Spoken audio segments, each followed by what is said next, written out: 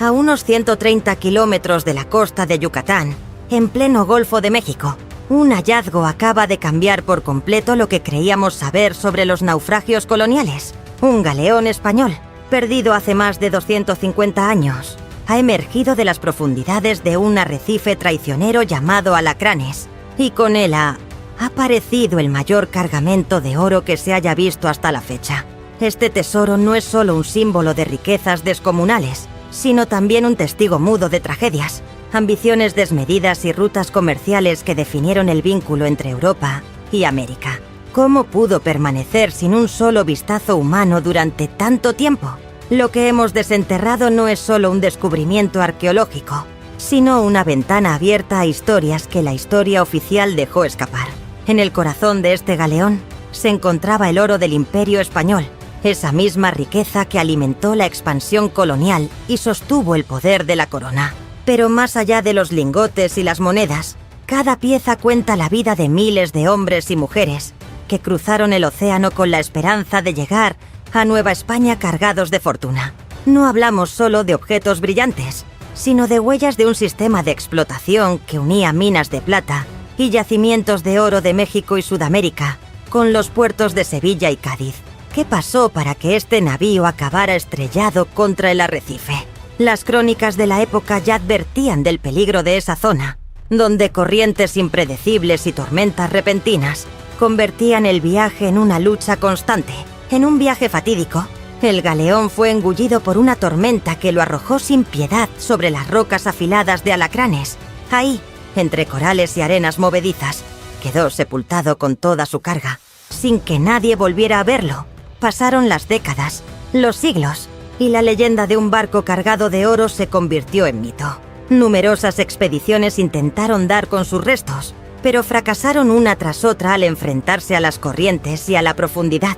Hasta que, en 2025, un equipo de buzos mexicanos, en colaboración con el Instituto Nacional de Antropología Tzotl Historia, logró dar con lo imposible: localizar los restos del galeón y extraer un tesoro que parecía destinado a olvidarse bajo el mar. La magnitud de lo recuperado deja sin aliento: lingotes de oro puro, cálices ornamentados con finas esmeraldas, espadas de pomos dorados y objetos litúrgicos que parecían condenados a corroerse para siempre. Lo sorprendente no es solo la cantidad, sino el asombroso estado de conservación. Tras siglos sumergidos, estos metales preciosos y detalles en esmalte han resistido la corrosión, ofreciendo pistas clarísimas sobre la técnica y el arte de la época colonial. Cada cofre abierto ha revelado vestigios de un mundo que creíamos enterrado.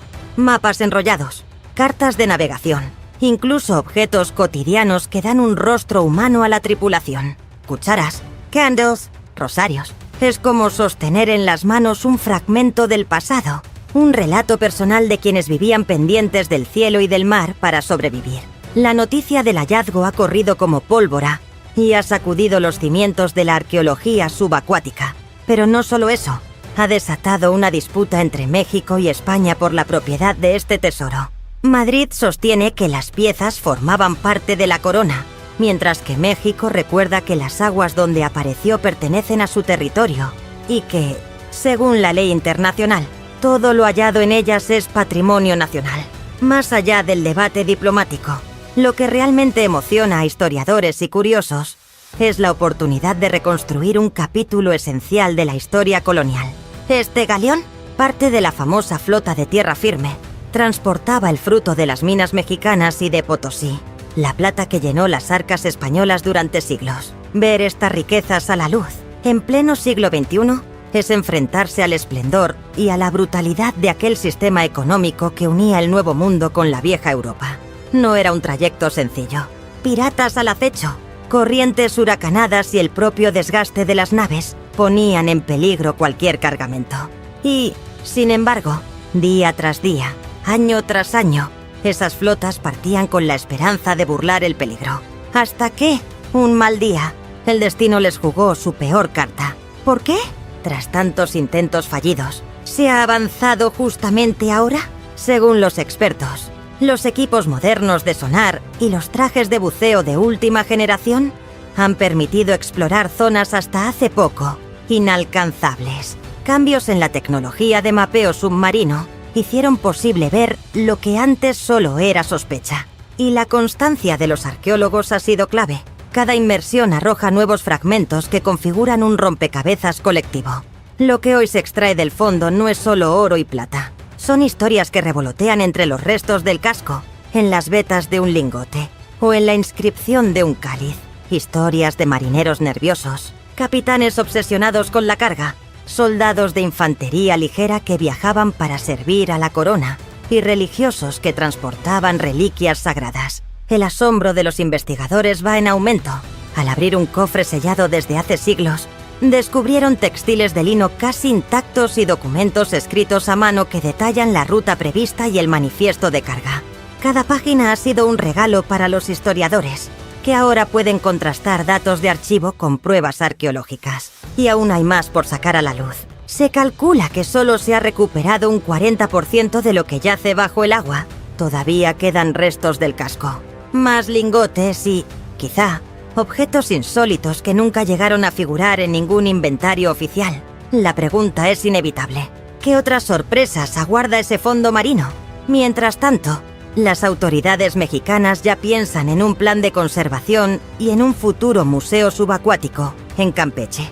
La ilusión es que este hallazgo no solo enriquezca las arcas nacionales, sino que sirva como centro educativo y turístico para mostrar al mundo la magnitud de nuestro pasado, tanto si las piezas acaban en vitrinas como si se distribuyen en exposiciones itinerantes. Lo esencial es que lleguen al público y sirvan para contar la verdad de aquel periodo, porque este tesoro no debe convertirse en simple mercancía.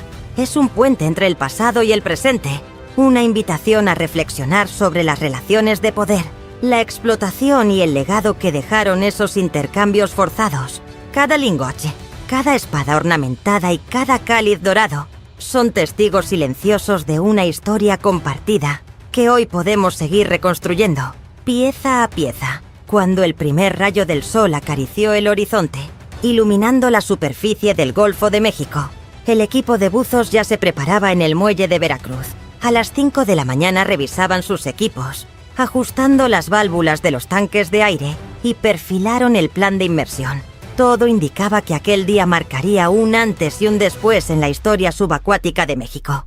El punto de inmersión elegido quedaba a unos 120 kilómetros al norte de Veracruz, frente a la barrera de arrecife conocida como Isla de Sacrificios. Durante generaciones, los pescadores locales habían hablado en voz baja de rocas traicioneras, donde, en noches de luna nueva, se escuchaban golpes metálicos cuando las redes rozaban algo duro. Esas leyendas habían sido el primer hilo que llevó a los arqueólogos a interesarse por la zona. Gracias a los modernos sistemas de mapeo por sonar y a la minuciosa labor de los geólogos marinos, se detectó una anomalía en el lecho, una sombra alargada de casi 40 metros de eslora.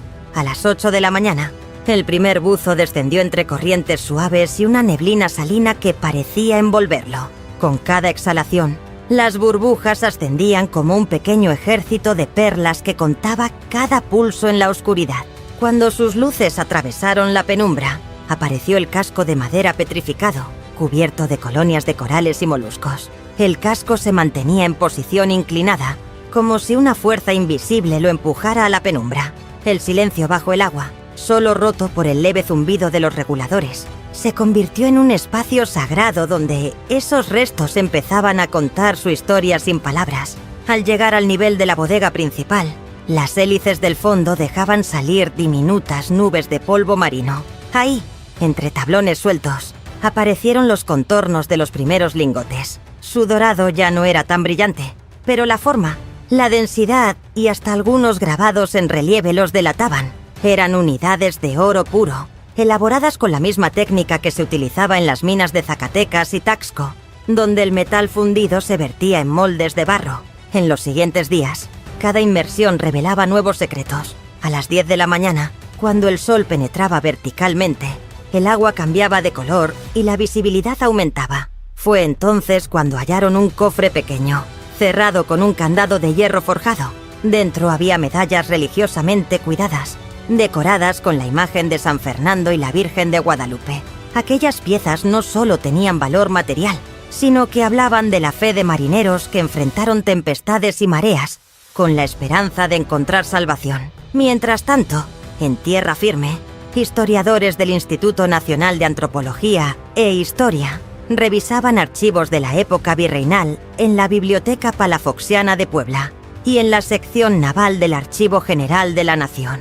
Encontraron referencias a un galeón llamado San José de Veracruz, que había zarpado de la Ciudad de México rumbo a España un 12 de septiembre de 1751, cargado con más de 400 toneladas de plata y 150 toneladas de oro.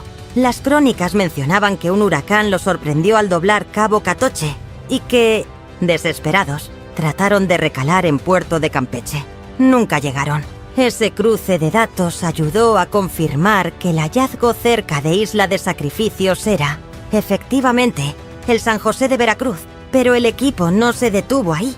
A las 3 de la tarde, cuando las luces iban perdiendo fuerza, se dedicaron a cartografiar la zona contigua. No solo encontraron objetos de valor, sino retazos de la vida cotidiana, fragmentos de cerámica española, restos de un barril con pigmentos para pintar velas, incluso una muñeca de barro que una niña pudo haber llevado como amuleto durante el viaje. Poco a poco, la comunidad de pescadores, que al principio había recibido con recelo a los arqueólogos, empezó a involucrarse. A cambio, arqueólogos y biólogos marinos compartieron técnicas de pesca sostenible y cuidados del arrecife. Así nació un vínculo de cooperación que convirtió a Veracruz en epicentro de un proyecto que combinaba patrimonio, turismo y conservación ecológica. En el puerto, el gobernador del estado anunció planes para crear un centro de interpretación marítima. Este espacio contaría con una réplica virtual del galeón, recorridos interactivos que mostrarían la vida a bordo y talleres de fundición de metales, para que los visitantes comprendan la complejidad de extraer y trabajar el oro en el siglo XVIII. Además, se proyecta un módulo de realidad aumentada para que, mediante tabletas, diseñan un plan para estabilizar los restos del fondo. Por las noches, en el laboratorio móvil habilitado en el muelle, se aplican soluciones especiales que evitan la oxidación del hierro y la degradación de la madera. Todo debe hacerse con cuidado extremo. Un descuido puede desencadenar la descomposición de un fragmento de la parte alta del mástil o la pérdida de una moneda con un sello que marque su procedencia exacta. A las 7 de la noche, durante uno de los descansos, una etnobotánica invitada al proyecto narró una historia que escuchó de los descendientes de un marinero que pudo sobrevivir al naufragio. Según la tradición oral, aquel hombre se internó en la selva de Tabasco y, usando técnicas de medicina indígena, sanó sus heridas con ungüentos a base de jengibre silvestre y corteza de Helicteres baruensis. Quedó grabada una carta manuscrita que menciona esas plantas y se conserva en un diario que hoy forma parte del acervo provisional del instituto. Ese relato no solo aporta color a la trama, sino que recuerda las rutas interiores que conectaban el Golfo de México con el río Grijalba y el Usumacinta, caminos de agua que permitían transportar mercancías más allá de la costa. Es otra pieza del rompecabezas que muestra cómo la economía colonial dependía de redes complejas donde participan comunidades indígenas, criollos y comerciantes españoles. Más allá de la pasión por el oro, este descubrimiento resalta el papel de la tecnología moderna al servicio de la memoria histórica. Cada sensor, cada mapa en 3 dimensiones y cada fotografía submarina contribuyen a reconstruir ese pasado olvidado. Y mientras unos estudian los metales, otros analizan los coralitos que crecieron sobre la madera y tratan de entender cómo esas criaturas marinas han influido en la preservación del galeón. Aún falta mucho por explorar. Se calcula que casi el 60% de los restos permanece bajo la arena. Los arqueólogos planean retomar las inmersiones cuando cambie la marea de primavera, pues las corrientes suavizarán su fuerza y permitirán acceder a las bodegas laterales. Allí podrían encontrarse objetos insólitos como un fistol de nácar o quizá un diario de bitácora completo. Según la historiadora a cargo del proyecto, este hallazgo reescribirá capítulos enteros sobre la flota virreinal de la Nueva España. No se trata solo de lo material, sino de entender las historias de vida de quienes construyeron y hundieron el galeón. Cada clavo, cada trozo de vela y cada moneda aportan matices para comprender la compleja trama de ambición, riesgo y esperanzas que movía el mundo en aquel entonces. La gente en Veracruz ya habla de organizar viajes de observación en embarcaciones con fondo transparente, para que turistas y escolares vean el arrecife vivo y, al mismo tiempo, aprecien a lo lejos la silueta del San José de Veracruz. Se planean conferencias, documentales y un programa de radio que recoja voces de buzos, arqueólogos, historiadores y pescadores. Así, el tesoro no quedará encerrado en un sótano, sino que viajará por la memoria colectiva de todos los mexicanos y visitantes que quieran asomarse a este capítulo fascinante de la historia. A media tarde, cuando el sol empezaba a inclinar sus rayos, el equipo volvió a sumergirse en la misma zona donde habían hallado los primeros lingotes. A las 4 de la tarde, una de las buceadoras sintió un ligero roce en la bodega lateral del casco. Entre los corales descubrió un cajón de madera, más pequeño que los anteriores, pero sellado con cera. Con cuidado lo izaron hasta la cubierta del barco de apoyo. Al abrirlo, aparecieron un par de polvorientas botellas de vidrio y un cuaderno de tapas negras, cuyas páginas estaban escritas con tinta casi desvanecida. En ese cuaderno, según descifraron los conservadores, un oficial de a bordo había anotado sus impresiones durante el segundo día del viaje. Hablaba de la emoción al dejar atrás el puerto de Veracruz, de la alegría de ver las montañas verdes de la costa hacerse cada vez más pequeñas y de la preocupación por la tormenta que se avecinaba. En una nota al margen mencionaba la temperatura del agua, el ruido sordo de las olas chocando contra el casco y el aroma a salitre que los envolvía. Era un testimonio íntimo que acercaba a todos a los miedos y esperanzas de quienes estuvieron a bordo hace más de 2 siglos. A las 6 de la tarde, cuando el equipo regresó a la orilla, los pescadores locales esperaban impacientes. Cada vez que traían un objeto nuevo, los viejos marineros contaban historias de sus abuelos, quienes aseguraban haber visto luces en el arrecife durante las noches de luna creciente. Decían que eran las antorchas de esos mismos marineros que nunca encontraron la forma de regresar a casa. Algunos hablaban de cantos que se escuchaban en la distancia, entre el murmullo de las olas. Aunque muchos descartaban esas historias, la comunidad acogió el proyecto con respeto. Creían que desenterrar el pasado era también calmar espíritus que habían vivido su tragedia en esas aguas. El área donde reposa el galeón sirve hoy como refugio para diversas especies. A las 7 de la mañana del día siguiente, un biólogo marino descendió con la misión de documentar cómo los peces y las esponjas habían colonizado la madera sumergida. Descubrió cardúmenes que se agrupaban bajo las vigas caídas y anémonas que se adherían a los cañones corroídos por la sal. Para él, el hallazgo no solo revelaba tesoros humanos, sino también un laboratorio natural donde estudiar procesos de supervivencia.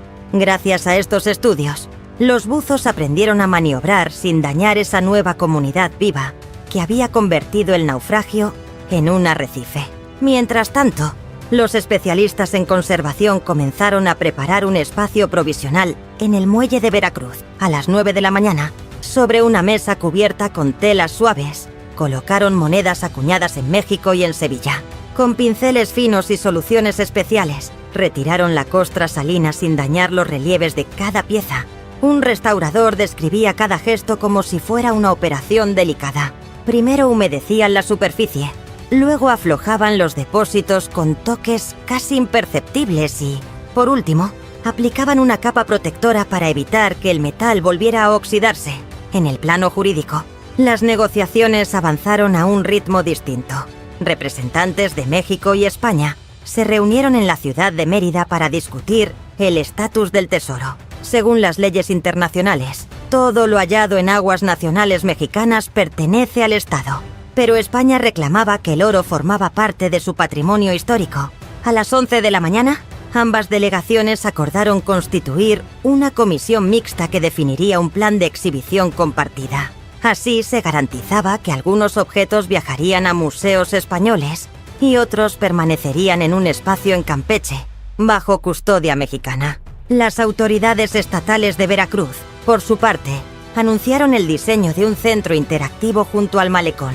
A las 2 de la tarde, un equipo de arquitectos presentó maquetas que incluían una sección de inmersión simulada, Los visitantes se pondrán cascos especiales para ver un holograma del galeón naufragado. En otra sala, pantallas gigantes mostrarán las cartas de navegación y los mapas originales, ampliados digitalmente para que se aprecien cada línea y cada nota del piloto. Habrá un taller para niños donde aprenderán a enrollar pergaminos y a trazar rumbos con brújulas sencillas, experimentando la emoción de planear un viaje transatlántico. La tensión dramática de este hallazgo crece cada día. A las 3 de la tarde, en uno de los muestreos subacuáticos, un buzo encontró un pequeño relicario con forma de corazón. En su interior había un mechón de pelo y un papel doblado en 3 pliegues. Al desdoblarlo, apareció una caligrafía temblorosa que mencionaba el nombre de una dama de la alta sociedad de la Nueva España. Quizá era un regalo de amor que un caballero embarcó para su prometida, sin saber que nunca llegaría a entregarlo. Ese hallazgo conmocionó al equipo. No se trataba solo de metales valiosos, sino de la ternura y los lazos que unieron a personas de mundos distintos. Pasado el mediodía, cuando las corrientes aflojaban, planearon la siguiente inmersión. Los arqueólogos sueñan con hallar la cámara de navegación, donde podrían encontrarse brújulas antiguas, un sextante rústico y tal vez el diario completo del piloto.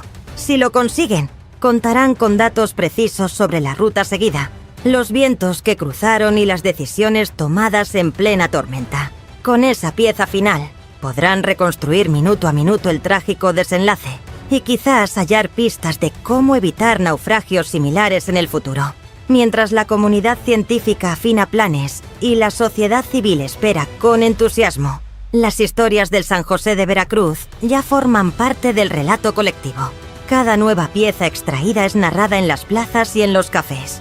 A las 5 de la tarde, guías locales ofrecen recorridos en bicicleta por la costa, relatando con pasión la efímera llegada de ese galeón cargado de oro. Se habla de mujeres que bordarán un tapiz con la silueta del navío, de pintores que inmortalizarán la caída de la tormenta y de músicos que componen tonadas inspiradas en el murmullo de las olas. Este tesoro revive no solo el esplendor de un imperio, sino también las voces de quienes dieron la vida para transportar riquezas entre dos mundos. Cada objeto desembarca ahora en la memoria compartida de México y trasciende fronteras.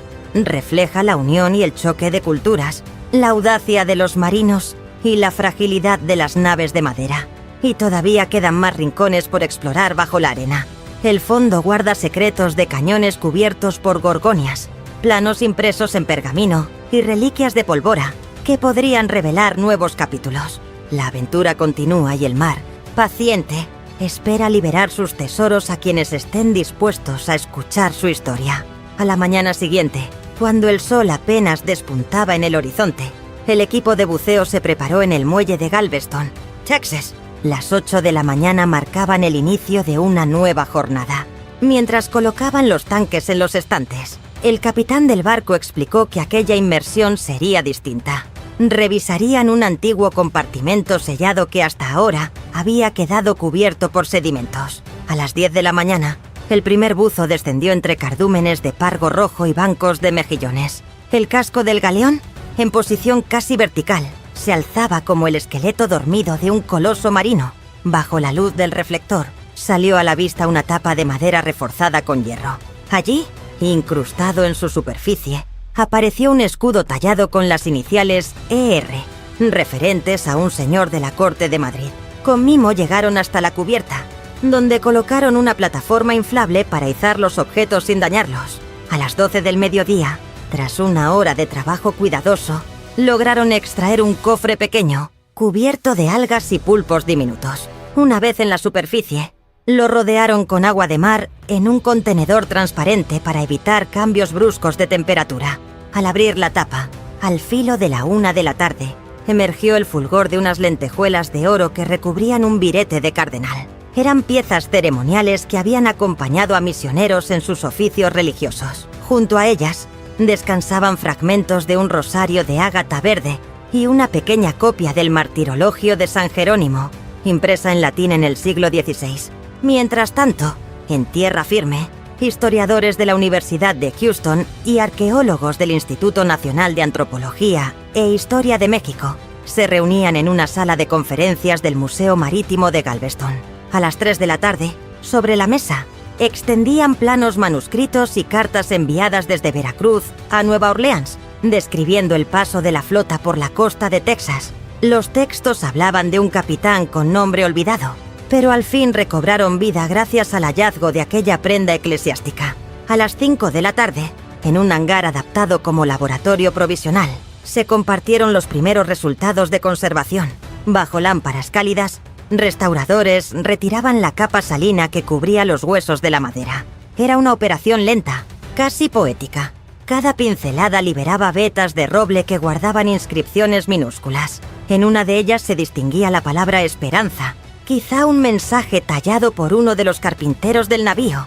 Entre historias y anécdotas, los líderes del proyecto acordaron abrir una ruta educativa. A partir de la próxima semana, estudiantes de secundaria de Galveston podrán visitar el muelle y observar el proceso de restauración a través de un ventanal. A las 9 de la mañana, cada grupo será recibido por un guía que les explicará con palabras sencillas cómo tierra y mar se unen para contar aquella tragedia. Justo en ese momento, el biólogo encargado de la fauna local, a las 4 de la tarde, para proteger a esa criatura inofensiva, los buzos realizaron maniobras de desvío de corrientes y colocaron barreras suaves que permitieran a los peces rodear en lugar de chocar contra la estructura. Fue un ejemplo de cómo la arqueología y la biología marina pueden caminar de la mano. Al caer la noche, a las 8, se celebró un pequeño acto simbólico en el malecón. Con velas y linternas LED se dibujó en la oscuridad la silueta del galeón proyectada contra un globo inflable. Allí, los pescadores locales recordaron las viejas leyendas que hablaban de luces bailando sobre las aguas y de cantos que llegaban desde lo profundo. Hoy, tras siglos de silencio, fueron esas mismas voces las que reaparecieron, pero esta vez en forma de testimonios escritos y objetos que hablan de coraje y fe. A primera hora del día siguiente, cuando la bruma del amanecer apenas se disipaba, un historiador local dejó caer una pista sorprendente. En un archivo de la Universidad de Texas en Austin, encontró un recibo fechado en enero de 1752, donde un mercader de Houston pagaba por velas y cabos destinados a un galeón proveniente de Campeche. Esa información, unida a la documentación mexicana, permitió confirmar que la embarcación había sido desviada por órdenes de la corona para recoger carga en la costa tejana. Más tarde, a las 2 de la tarde, en una sesión realizada en línea, expertos del Smithsonian compartieron fotografías de una moneda que acababa de ser restaurada. En su anverso se leía claramente la leyenda de la Nueva España, y en el reverso un escudo con 3 flores de lis. Se trataba de una pieza acuñada en el puerto de Acapulco en 1739. Aquello reescribía parte de la historia económica de la época, pues demostraba que incluso mercancías del Pacífico hacían escala en el Golfo antes de cruzar el Atlántico. Al caer la tarde, a las 6, el equipo de comunicación subió un video de 30 segundos a las redes sociales. En él se mostraba el momento exacto en que emergía un candil de bronce de la bodega inferior. El suave golpe de las olas en la proa y el murmullo de los buzos de fondo se convirtieron en banda sonora de un hallazgo que, en menos de un día, había conmovido a miles de personas. Para cerrar la jornada, a las 8 de la noche, los restauradores presentaron una exposición temporal en un contenedor adaptado como sala de exhibición. Allí, bajo focos tenues, colocaron una selección de objetos, fragmentos de cerámica con dibujos de pájaros autóctonos de la región, una brújula casi completa y el relicario con forma de corazón que contenía aquel mechón de pelo. Con ello, recordaron que el valor de cada pieza no está solo en su metal o en su forma, sino en las historias personales que guardan.